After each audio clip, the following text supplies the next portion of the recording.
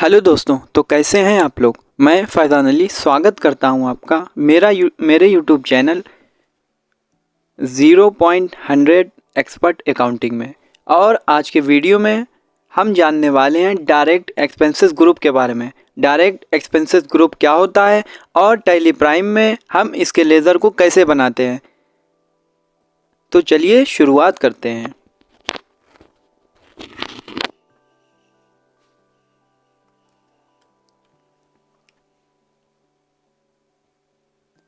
Direct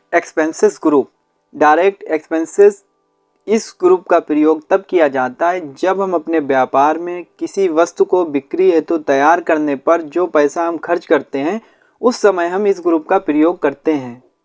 तो आप लोग सरल शब्दों में समझिए कि जब भी हम अपने व्यापार में किसी वस्तु यानी जो माल है, गुड्स है हमारा, उसको तैयार करते हैं, जो उसमें हमारा पैसा खर्च होता है वो पैसा हमारा डायरेक्ट एक्सपेंसेस ग्रुप के अंतर्गत आता है। जैसे हमारा कोई भी माल तैयार हो रहा है, जैसे हमारी मैन्युफैक्चरिंग कंपनी है और उसमें हमारे जो मज़दूर होते हैं उनको हम वेजेस यानी मजदूरी का जो पैसा देते हैं वो भी हमारा डायरेक्ट एक्सपेंसेस ग्रुप के अंतर्गत आता है। और जैसे हमारी सैलरी हो गई, जो हम अपने एम्प्लॉय को सैलरी देंगे वो भी डायरेक्ट एक्सपेंसेस ग्रुप के अंतर्गत आता है।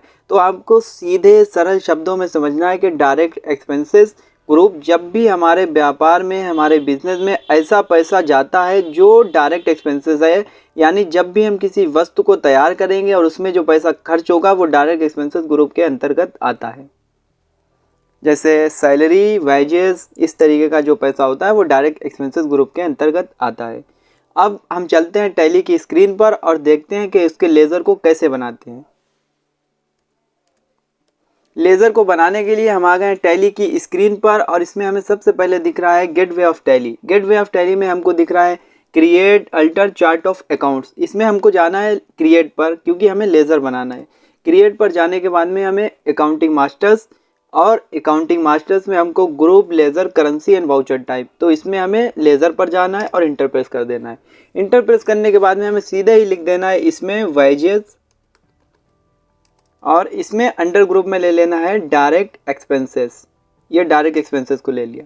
यानी जब भी हम अपने व्यापार में पैसा लगाते हैं तो उस समय जो भी व्यापार में पैसा लगाते हैं, जब भी हम अपने व्यापार में किसी वस्तु को तैयार करने में जो पैसा लगाते हैं वो डायरेक्ट एक्सपेंसेस ग्रुप के अंतर्गत आता है। तो अंडर ग्रुप में डायरेक्ट एक्सपेंसेस ले लिया। टाइप ऑफ लेजर में ना तो अभी डिस्काउंट देना है, ना इनवॉइस की राउंडिंग करना है, इसको नॉट एप्लीकेबल लेना है। एक्टिवेट इंटरेस्ट कैलकुलेशन को नो ही रखना है, क्योंकि जब आने वाले टॉपिक में हम आपको एक्टिवेट इंटरेस्ट कैलकुलेशन पढ़ाएंगे तो इसके बारे में आपको बताएंगे। Include in assessable value calculation, इसको नॉट एप्लीकेबल रखना है। जीएसटी को भी नॉट एप्लीकेबल रखना है, क्योंकि जब जीएसटी पढ़ाएंगे तब इसको बताएंगे। तो इसको सेव कर लेना है इंटर या इसकी शॉर्टकट की कंट्रोल ए से आप इसे सेव कर सकते हैं। तो इस तरीके से हमने जाना है कि कैसे हम डायरेक्ट एक्सपेंसेस ग्रुप क्या होता है और उसके लेज़र को कैसे बनाते हैं। तो चलिए हम इसको देखने के लिए बैक स्पेस प्रेस करेंगे और हमें गेटवे ऑफ टैली पे आना है। गेटवे ऑफ टैली पे आने के बाद में हमें अल्टर पर जाना है और लेज़र पर जाना है, और ये हमारा वेजेस का जो लेज़र है वो बन गया है। इस तरीके से हमने लेज़र को बनाया है। अब हम दूसरा लेज़र बना लेते हैं, सैलरी, क्रिएट लेज़र और यहाँ पे सैलरी।